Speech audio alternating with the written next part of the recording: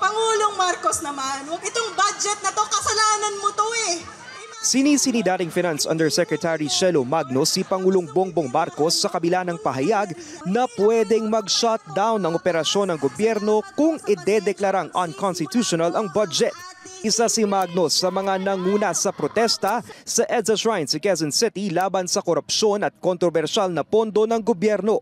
Ang sagot kasi ng Pangulo sakaling katiga ng korte ang unang petisyon laban sa budget law, we shut down everything. I guess that's what they want. So yung matuloy yung kanilang mga destabilization na ginagawa.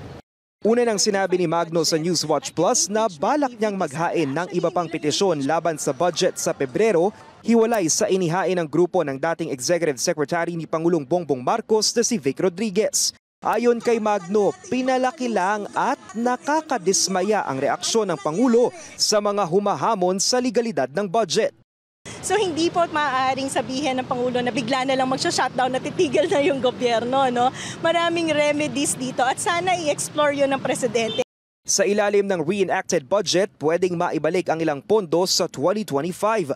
Kung ipatutupad ang 2024 budget, 61 billion pesos ang ibibigay na subsidiya sa PhilHealth. Pero ang ibig din sabihin nito, bababa ang budget ng mga ahensyang tinaasan ng pondo gaya ng Public Works and Highways Department na binigyan ng 1.1 trilyon pesos. Nasa kalahating bilyong piso naman ang madaragdag sa kontrobersyal na ayuda sa Kapos ang Kita Program o AKAP na higit 26 billion pesos ang alokasyon noong 2024. Para kay Magno at sa ilang grupo, importanteng putulin ang cycle ng korupsyon. Aniya, mahalagang isabay ito sa mga panawagan na patalsikin sa pwesto si Vice President Sara Duterte. Ang confidential fund ni Sara at ang budget ay mukha ng korupsyon na dapat ay pinananagot.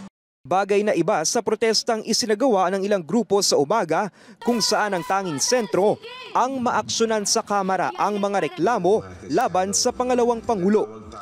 Dumaan ang Pasko, dumaan ang bagong taon, natapos pati Chinese New Year pero natutulog pa rin ang impeachment complaint sa Kongreso. Para sa mga impormasyong napapanahon at on-demand, Lance Mexico, Newswatch Plus.